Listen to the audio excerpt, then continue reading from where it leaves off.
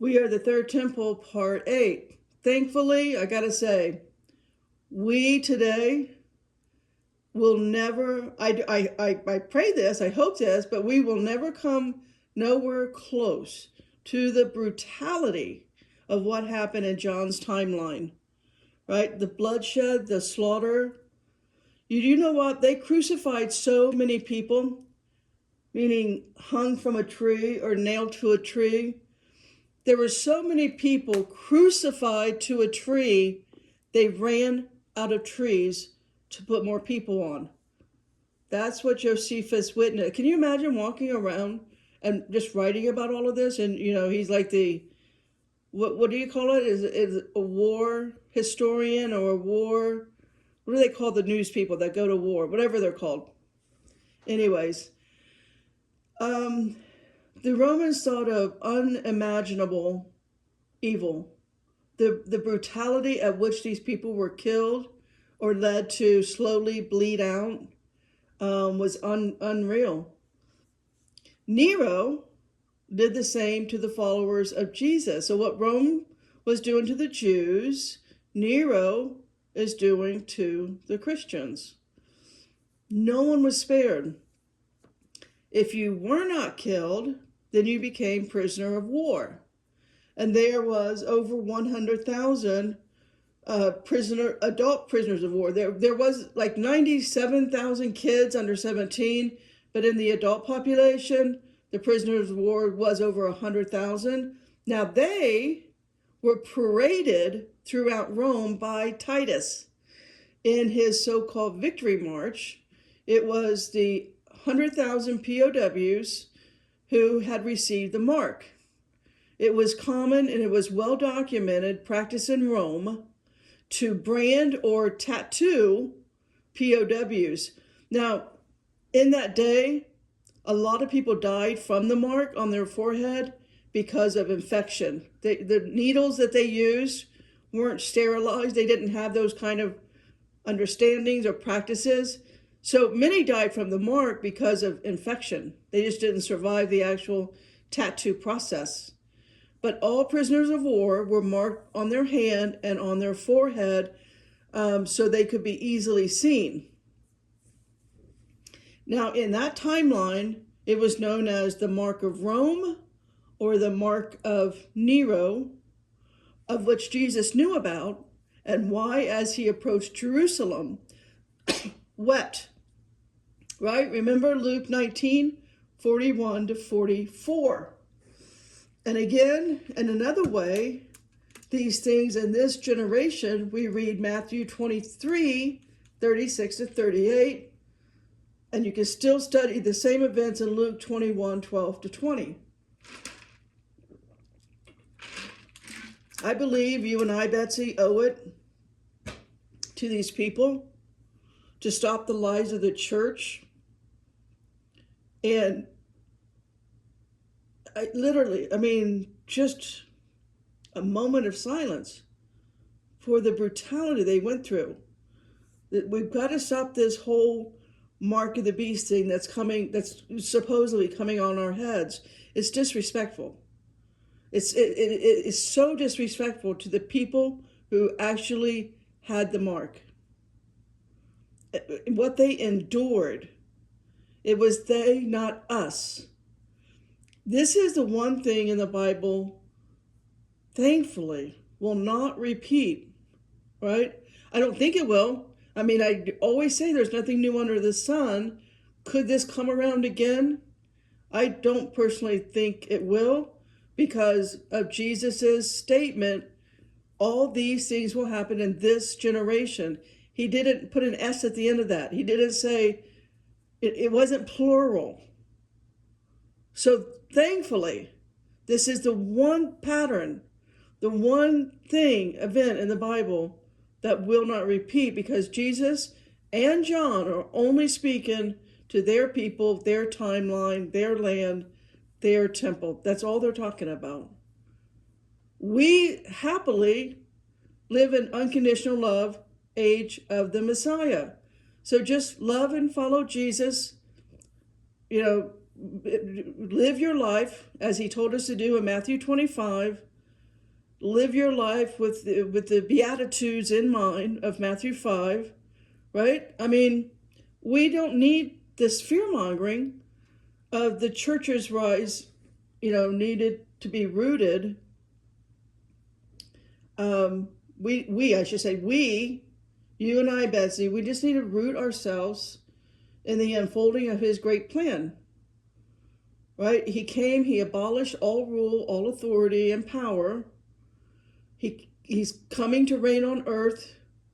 So we either take his word and his gospel at being 100% true, right?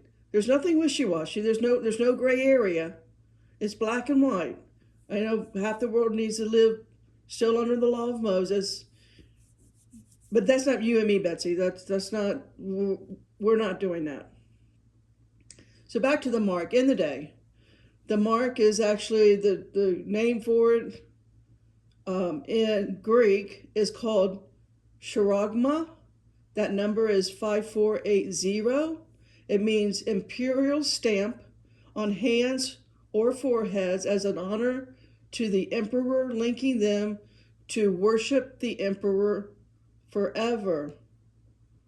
Or they have now, meaning it also means another meaning for it, they are now the property of the emperor, being his slaves and devotees. You can also read the same message in 3 Maccabees 2:28-30, that Ptolemy did the same with his god Dionysus. To the Jews, it was a trade requirement to see the mark. Also, Nero, name in Hebrew alphabet, is the number 666. So when you see that, once you understand that the Hebrew alphabet has a letter, but every letter has a number, a numerical value, right? And so gematria was how very much the Jewish people used gematria in that day. This was a very useful tool for them. So when they would convey a message, in other words, in gematria, the name Jesus is the number 888. So the number 666 is kind of like a Hebrew. The Hebrew language is like an alpha numerical system, like a cipher. And again, common in John's timeline and common to his people. His people would understand that John wrote 666. They knew that he would be talking about Nero Caesar. All right, so Caesar's name spelled out, I'll tell you the numbers, you can add them up for yourself. It's 50, then it's 200, then it's the number 6, then the number 50 again, then the number 100, then the number 60, then the number 200. If you wrote that down, you add that up, that is 666. They understood that this coming timeline from Daniel's prophecy of the last days, even a Greek philosopher in this timeline named Apollonius referred to Nero as the beast of Daniel's books. Now you can read the life of Apollonius. You can read this. The book is called The Life of Apollonius of Tyana by Philostratus. It's in chapter 38. All of which I know no one today really has the time, and probably not the interest, actually, in history. I understand we're too distracted, but that's all I do. And so just in the idolatry of churches or whatever religion, they simply are not looking for the truth. Never is Isaiah's prophecy more true today than any other time on planet Earth. You remember Isaiah 30 verse 10? Which say to the seers, seek not, and to the prophets, prophesy not unto us right things, speak unto us smooth things, prophesy deceit. That's not me, guys. I'm not going along to get along. No need. I don't need to get along. But I do need the truth. And I do need to stay out of idolatry. It's all of what is written in 2 Peter 3, 1-9. All right, so the chargma, the mark, would be the ultimate sign of sacrilege and defeat to the Jewish people. It's the opposite of Exodus 13 with eating unleavened bread for 7 days. You can see Moses' prophecy on this in Exodus 13 verse 9. I'll read that. And it shall be for a sign unto thee upon thine hand, and for a memorial between thine eyes, that the Lord's law may be in thy mouth, for with a strong hand hath the Lord brought thee out of Egypt. Or in Exodus 19:12, also says a sign on your hand and phylacteries on your forehead. Read more of the same in Deuteronomy 6, Deuteronomy 6, verse 6, verse 8, verse 10, verse 12. It boils down to be all about the Exodus miracle of God, how he takes them out of slavery, and later, Deuteronomy 11, 18-28. They knew it was coming. They could not hear it, however, from Jesus, that their hearts would be so hardened, even against the prophecies of Moses. Moses knew this. He told his people this. Let alone all the other prophecies in Deuteronomy. That their end, with a warning of curses for the list of this event. You can go read Deuteronomy 28, 15-68. So in Deuteronomy 28, verse 1 and 15 is the good stuff. If they don't follow the good stuff and turn around and follow Jesus when he comes in, what will happen to them? That's when you want to read Deuteronomy 28, verse 15 to verse 68 for your own study. You can also read what will happen to their holy land in verses 25, 41, 49, 52, 56, 68, of which all happen. That includes cannibalism. And the cannibalism was recorded by Josephus. The first one to do it, that he records, is a woman named Mary, who lived beyond the Jordan River. So bottom line with the mark, also known as charagma, was very known and understood to the Jews. John was prophesying to his audience. They knew of the curses of the law of Moses, and to the Romans and Greeks of their day, a tattoo was a degradation and a lowering of their status reserved for slaves, criminals, and prisoners of war. It's simply how people were documented and known instantly. They recognized it was a stigma, an ink tattoo for penal and property purposes. This practice was rampant in John's timeline for the Jews and the Greeks alike.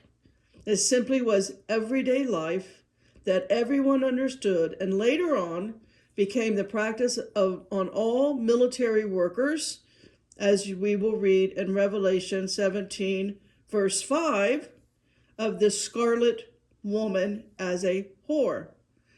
They were told in advance of their hard hearts and demise. And can you now understand? If we do not dismantle religions and their big money robbery on us, we will continue in idolatry, and Jesus will have never known us. The indoctrination of the church today is no different than the hard hearts of the Jewish revolt and destruction. Again, all idolatry. I'm going to rewind the fireplace before it runs out. So in Revelation 14, now comes the sheep and the goats.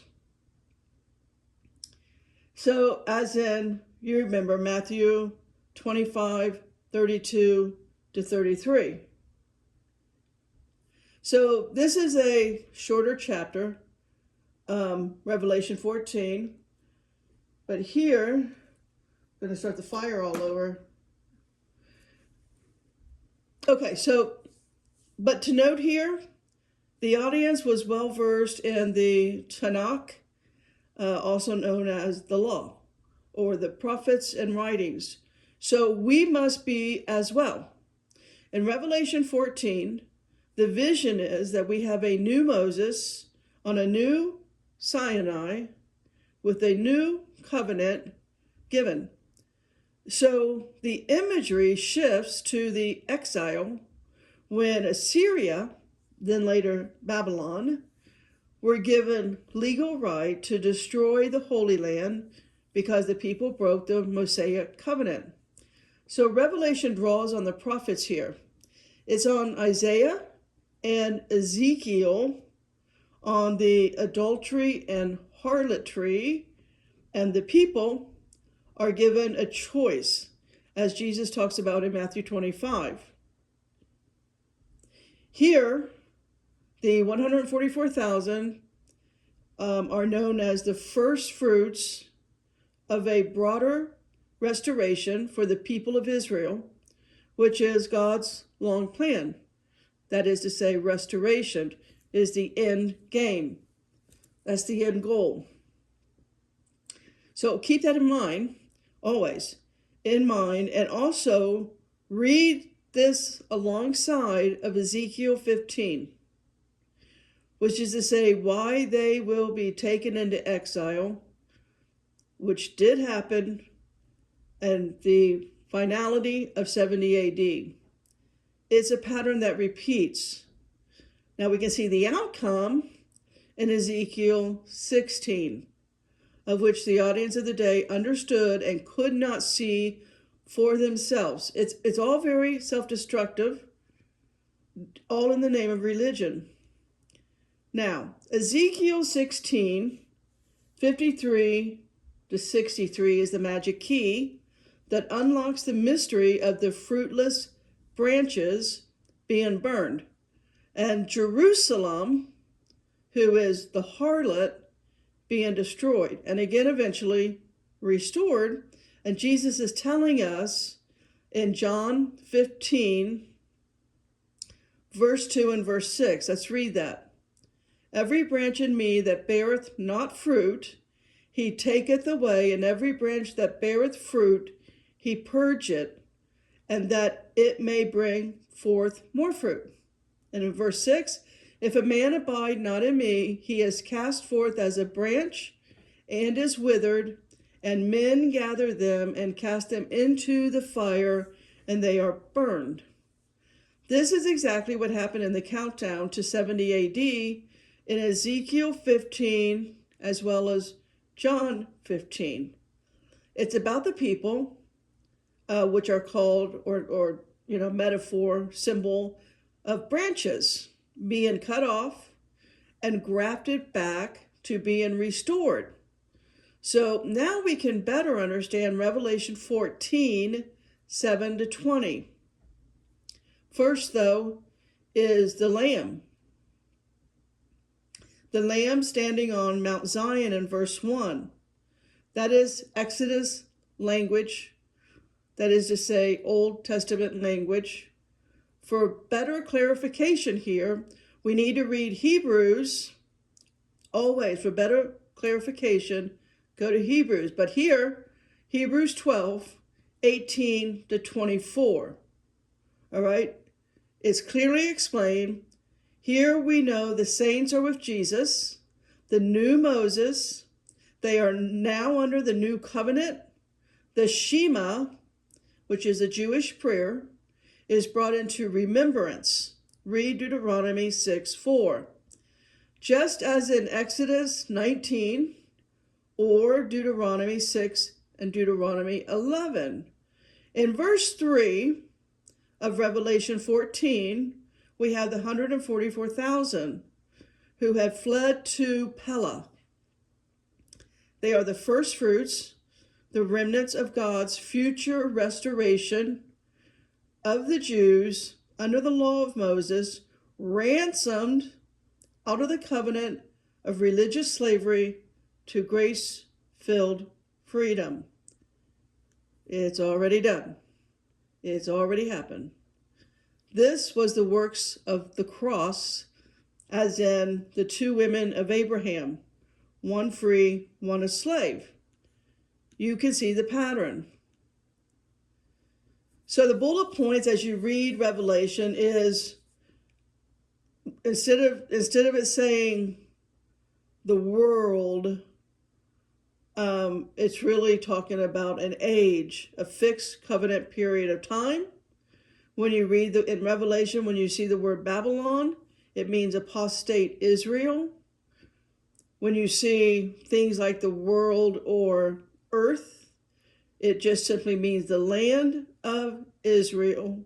And when you see the word city, there's only one city involved, and it's Jerusalem. So that's kind of like your little legend, little map. It's never in all of Revelation, the world or a future generation. It's in the generation of Jesus walked the land. When you read it, the language more simply written in Aramaic, you will have a more thorough, at least I did. I came out thoroughly changed. When I read it correctly, all through the lexicon, it was like super simple. It just is not a mystery. Once you can put yourself in the understanding, the language, the thinking of a first century Jewish culture,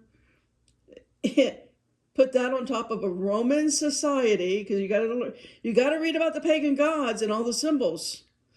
If you don't read about first century Rome, I did that through all of Herodotus' material. You got to know their gods, you got to know the symbolism, you got to know the things that they ride, meaning like the leopard, the bear, whatever. When you can put yourself in that mindset, I mean, honestly, you could see how the church wouldn't make any money if you guys actually did that for yourselves, right? The church wouldn't be able to start wars like the Catholics did with the Crusades. When you're armed with knowledge, then you can let go of the brainwashing. So to recap Revelation 14, it begins with Jesus and the 144,000 who were delivered from the Roman invasion, who fled to Pella, east of Israel. Then 3 angels fly over. Now, in Revelation, now they're only referred to as Babylon, which we know is Jerusalem. The famine starts, the plagues, the killing begins. To note here is the 5 verses that speak of day and night in all of Revelation. Those 5 verses are Rev 4:8, 7:15, 12:10, here in 14:11, and last in 20:10. They all have a common denominator. They are verbs that take place in the heavenly realm. They are used to explain events that take place in a reality outside of time and space. In other words, not of this world. Just like heaven does not have a 24-hour clock or a calendar, so in short, this is not burning flesh, but rather it is burning hearts, as in Mark 7:18 to 23. Now, in Revelation 14:10 is a reference to Malachi 3, of which is Jesus is the messenger. And let's read verse 1, behold, I will send my messenger, and he shall prepare the way before me. And the Lord whom ye seek shall suddenly come to his temple, even the messenger of the covenant whom ye delight in. Behold, he shall come, saith the Lord of hosts.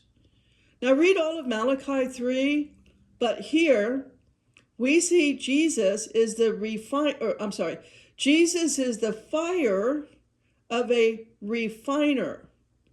So we need to understand, or I should say maybe we need a first century lesson on sulfur. It's incredibly important to not be ignorant of this. It's too easy to skim over this stuff and allow pastors to explain with their indoctrination of lies the Bible to you. If you do not do your own homework, and that's why I do these videos, I know you don't have time. You're too busy making a living and raising kids and on and on. I understand that. But I think there's going to be a couple of souls out there that actually want the truth and real history. These videos are for you, Betsy. All right? So if you want to understand the whole fire, refiner, sulfur thing, if you want to understand the lake of fire, really what the lake of fire means. So the sulfur and the fuller and the fire.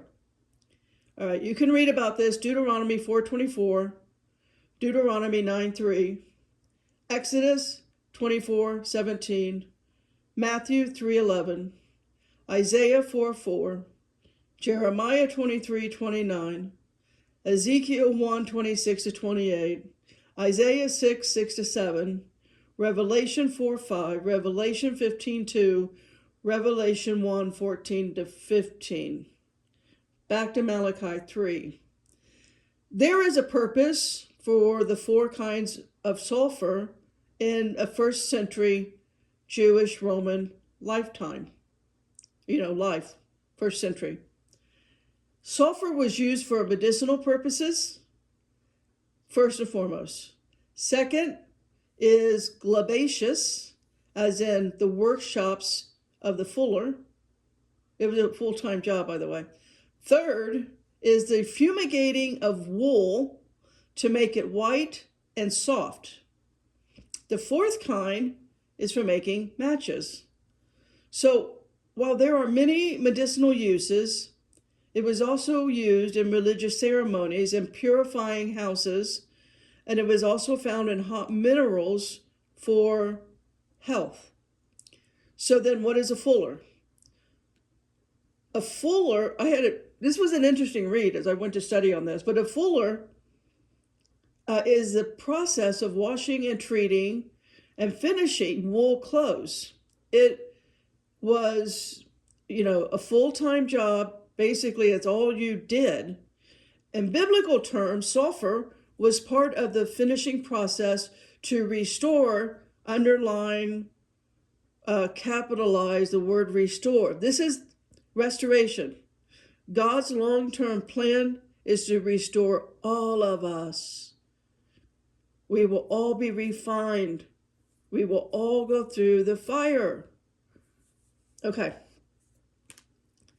So it's all about restoration. When I say restoration, what I mean by that is going back to your former glory as Adam. We are all Adams, right? It's about returning prior to the fall of Adam, going back to former glory, as in Isaiah 1:18 and Revelation 14:20. It makes more sense in the sins as scarlet and the great winepress of Malachi 3:2. We will all go through a purifying fire and return to original glory, Luke 12:49, Mark 9:49, Revelation 14, 10 to 11. It is the fulfillment of John the Baptist and Jesus, as told in Matthew 3, 10 to 12. And in Matthew 13, 43, Jesus ends with a reference to Daniel 12, 1 to 4. Here the religious leaders were being told they would not escape, and they didn't escape the coming judgment. In Matthew 23 and in Matthew 13 about the wheat and the tares. It is on ending the age of Moses. Chapter 14, when properly understood, will keep one from wandering off into a distant future doomsday. The event the Jewish audience knew, this was the Holocaust. Is it considered the first Holocaust? That basically went on from 66 to 73 AD. As in with the temple being destroyed in 70 AD. You guys know that. As in the parable of the sower, who hears the word, understands it. Matthew 13, 25, are talking on the end of an age or an epoch, a period that has a start and an end date, 70 AD, the end of Moses, start of the Messiah, love and grace, as said in Matthew 13, 44 to 46. Jesus is the one who sold everything to buy the field, because you and I are the treasure. You and me, Betsy, we are the pearls. Revelation 14:20, all right, where it says the blood up to the horses' bridles for 1,600 furlongs.